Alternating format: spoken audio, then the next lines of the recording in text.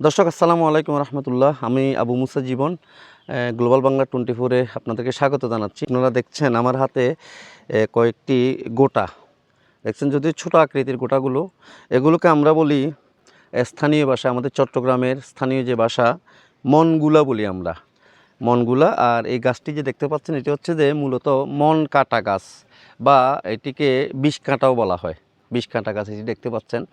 এই গাছটি এখন অনেকটা, এই গাছের প্রজাতি হারিয়ে যেতে বসেছে। একসময় এটি মানে এখানে প্রচুর পরিমাণ, প্রতিটা অঞ্চলে এই গাছটি একসময় দেখা যেত।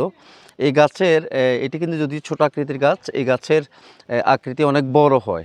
আবার দেখছেন এই গাছের যে কাঁটাগুলো দেখছেন, এগুলো একেবারে পেরেকের মতো। আমি যদি একটু দেখাই, 6 ইঞ্চি পর্যন্ত, পেরেকের মতো 6 ইঞ্চি পর্যন্ত লম্বা হয় এবং খুব ধারালো, একদম সুঁয়ের মতো, সূচের মতো ধারালো হয়। এটি খুব এই কাঁটাগুলো খুব বিষাক্ত একেবারে।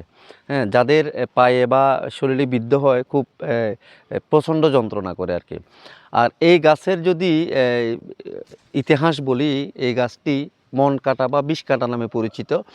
এটি একসময় যারা চর দখল করতো, যারা চরাঞ্চল এলাকায়, এই গাছের যে ঢাল, হ্যাঁ কঞ্চি বা ঢাল বলি, এগুলো ছোট ছোট করে বা ছোট ছোট আকৃতির করে কাঁটা সহ এগুলো পুকুরে ভিজিয়ে রাখতো। তৎকালীন যারা সমাজের চর দখলকারী যারা নেতৃত্ব দিত, তারা এগুলো ভিজিয়ে রাখতো। ভিজিয়ে রাখার পরে এগুলোকে তারা 1 মাস ভিজিয়ে রাখার পরে আবার পানি থেকে উত্তোলন করার পরে এটি খুব শক্ত হয়ে যেত পানিতে ভিজে। তখন এই লাঠিগুলো দিয়ে চর দখলের জন্য প্রতিপক্ষকে ঘায়েল করার কাজে ব্যবহার করা হতো। এটি হচ্ছে মন কাটা বা বিষ কাটা গাছের যে ঢালের ব্যবহারই। আর এই যে গোটা দেখছেন, এই গোটাগুলো কিন্তু যদিও ছোট আকৃতির হয়, এগুলো আরও বড় বড় গোটা হয়। আমরা ছোটোকালে এই গোটাগুলো খুব সুস্বাদু, এগুলো যখন পাকে পরিপক্ক হয়, এগুলো সুস্বাদু হয়ে যায়। ভিতরে আবার কিছু দানা আছে কিন্তু। তো আমরা ছোটোকালে, আমি নিজেও ছোটোকালে এগুলো খেয়েছি। এখনও এগুলো আমাদের গ্রাম অঞ্চলে, যে বিশেষ করে ছেলেরা, কিশোর যারা দুরন্তপনা করে, তরুণরা, এগুলো কিন্তু যখন পাকে তখন এগুলো কিন্তু খায়। হ্যাঁ, এগুলো কিন্তু তখন খুবই তুলতুলে হয়ে যায়, একেবারে নরম এবং মিষ্টি। আর পাখিরাও, বিভিন্ন প্রজাতির পাখি, যেমন যদি টিয়া পাখি বলি, অন্যান্য প্রজাতির পাখিরাও কিন্তু এই গোটাগুলো খায়। তো এই গাছ, এটি হচ্ছে মন কাটা গাছের ইতিহাস, বা মন কাটা গাছের যে মনগুলা যদি বলি, বা এই উপকারিতা। আর এই গাছের যে উপকারিতা, সেটি হচ্ছে যে এই গাছটি কিন্তু খুব শক্ত এবং খুবই বড় আকৃতির হয়, যদিও এটি ছোট আকৃতির গাছ। এটা আমি পেয়েছি আমাদের ফটিকছড়ি উপজেলার দাঁতমারা ইউনিয়নের মুসলিমপাড়া গ্রামে।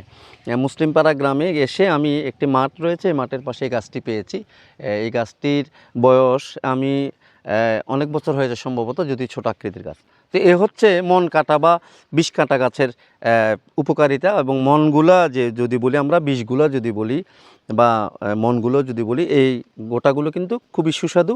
এগুলো আমরা যখন ছোট ছিলাম, বা এই যে এখানে ছোট শিশুরা, এরাও কিন্তু এগুলো খায়। তোমরা কি এগুলো খাও?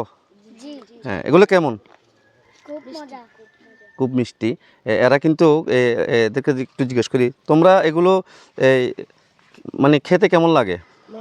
মজা করে খাও? আমরা দর্শক তখন দুরন্তপনা, যখন আমরা যখন ছোট ছিলাম, খুব দুরন্তপনা যখন করতাম এদের মতো ছোট থাকতে। এই মনগুলা বা বিষগুলো যদি বলি, যদিও নামটা বিষ, কিন্তু এই গোটাগুলো কিন্তু বিষাক্ত না, এগুলো কিন্তু খুব সুস্বাদু এবং এগুলোর পুষ্টিগত অনেক উপকারিতা রয়েছে। যদিও আমি স্বাস্থ্য বিষয়ক বিশ্লেষক নই, তবুও কিন্তু পুষ্টিগত অনেক পুষ্টিগুণ রয়েছে এই মনগুলার। তো এ হচ্ছে মন কাঁটা বা বিষ কাটা গাছের যে উপকারিতা। আবু মুসা জীবন, গ্লোবাল বাংলা, ফটিকছড়ি, চট্টগ্রাম।